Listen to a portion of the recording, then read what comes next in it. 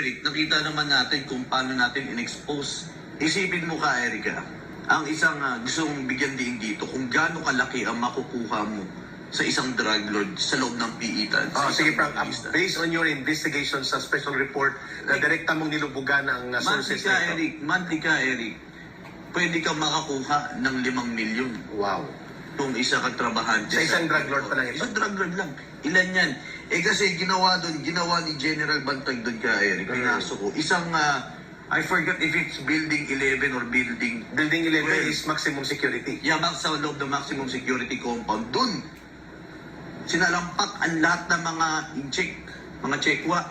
Nabilang ng mga Chinese na. Yung mga malalaki yun, yung mga small yung malalaki yun ka, kasi isa sa ginagawa kasi nilang dugtungan para makapag-proliferate sila ng kanilang, hindi lang droga, connection.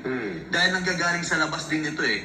So kumbaga ang brains ay nasa loob ng piitan, nasa loob ng bilibid. Yung command center, no? Yung command center. Ang ginagawa nilang dugtungan ay walang iba kundi mga Pilipino. So kadalasan makikita natin itong Pilipinong ito, sakot ito, ganyan-ganyan, malaki ang... Ayan ay mga puppets lang po. So tatlo yun. Ang nasa likod ang yan, sinasabi mo, Frank, tatlo. Ginawa pang alipin. Police, politiko, government official.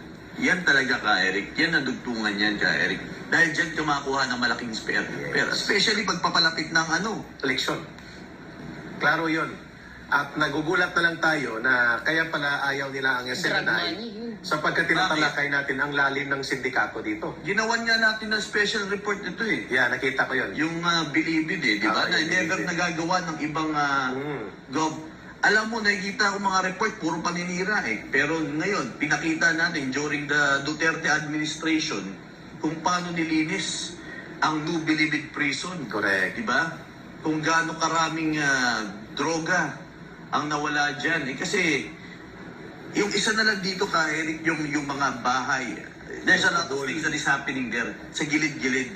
Na kung saan easy lang magbato ka, Eric, over the bakod. So pwede na nilang itapon ng supply. Ganun lang ka, Eric, ganun dyan. Pero ang pinakamalaki daw, Miss Ina, Brother Franco, na system sa benepisyo sa Bilibid sa panahon ni former Justice Secretary Leila de Lima, kaya siya nakasuhan ng drug trafficking, ay yung pagbubuo ng command center sa loob ng Bilibid sa malakihang operations ng illegal drugs. Imagine, pag sinabi command center, inside. cellphone. Nandun ang malaking cellphone, multiple cellphone. Yeah. Matakin mong isang kubol, Miss Ina, Brother Franco, doon sa report mo, may mga 20 na cellphone. Ang isang kubol. Tapos every cellphone ka, Eric. 20 na cellphone. Every cellphone, may bayad yan. May bayad. Kailangan mo para may nagbabayad ka dyan ng, kumbaga, 5,000. Bakit anong purpose ng cellphone, Frank? Para 5,000. Hindi ba ma-explain sa mga tao, bakit may 20 na cellphone, may 10 sa loob ng kubol ng mga drug lords? Para Yun saan yung yun? ginagawa nilang Transaction. Doon ang ginagawa yun. Kahit Tapos, nakakulong, every cellphone na yan, may bayad. Kailangan mo magbayad sa otoridad niyan. kaya pala. Okay. Tapos every Kaya sa cellphone, command center. 5,000. So, pag kukumpitin mo sa cellphone mo pa lang, magkano na So makukuha mo mag-20, dito? 100,000 yun. Kaya kung pahihintulutan mo, Frank, per day yan nagamit hindi yan per month, ang 5,000. depende, may per month din ka. Na Eh. 5,000. Depende sa pangangailangan. Tinignan rin naman status okay. ng mga inmates eh. Maganda to at naibubulgar natin. Kaya these are things na pinag-usapan namin ni Miss Ina, Ma'am Lorena at Brother Franco. Kasapagkat ang laban kasamang bayan po, primarily, yes, principally, ang purpose is tulungan ng pamahalaan na durugin at tapusin ang communist terrorism. Pero kasama po dyan, ang pagtulong namin sa pamahalaan sa advocacy for anti-crime and anti-criminality and anti-drug syndicate. At kasama dyan ang anti-corruption. Sapagkat yan ay component ng good governance. Yes, bakit importante rin ang pinag-usapan yung mga ganitong issue at hindi lang din tayo nakafocus dito? Bakit ganun kalawak ka, Eric? Yes. Ang dapat pag-usapan natin. Sapagkat ito po ang mga puwersa ng kami po ay miniting ni Pastor ng Binuo itong laban kasamang bayan. Ito yung mga mapangwasak na puwersa sa lipunan.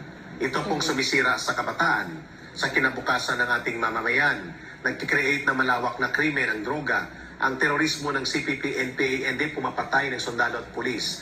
At sumisira sa mga negosyo kaya walang investor na pumapasok. Yung guidance na yan po, sana mapakinggan ito ng Kongreso, yun po ba ay masama?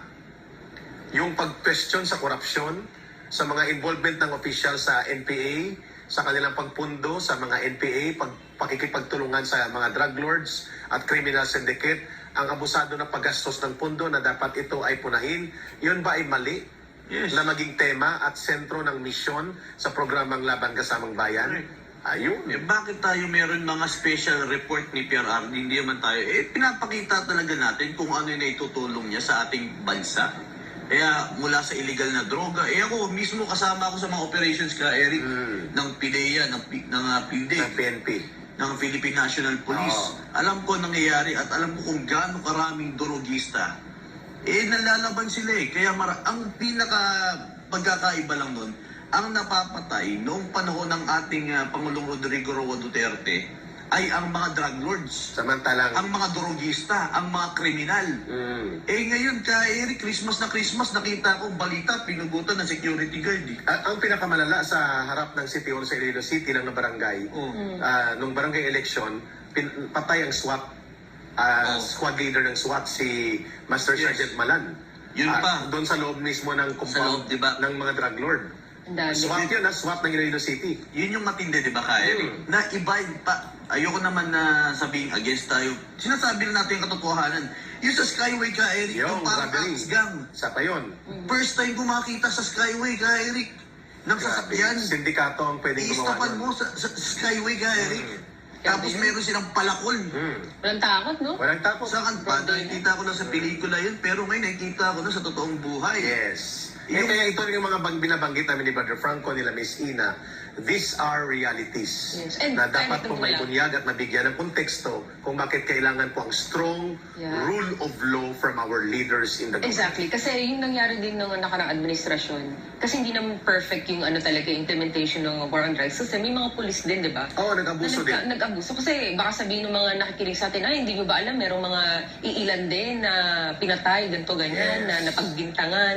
Ay, Totoo hindi po naman kami yan. bulag doon. Pero nakita natin, ano rin ginawa mismo ng pamahalaan para managot itong mga law enforcers na talagang, abusado din sila. And very clear din, di ba, ang administrasyon noon na if ikaw, lumabag ka ng batas, mananagot ka. Correct. Yun yung Agree. strong rule of law. At hindi po kami nagbulag-bulagan. Pinupuna po natin yan. Pinunan din natin yung Halimbawa, panahon. yung G.Ek.Ju na dinukot na Koreano sa Central Luzon, Si dinala sa Kian de Camprami. Santos ba yun? Yung Oo. sikat nung time.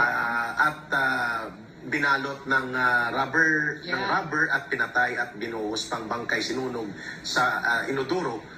Sorry sa mga nakikinig dyan.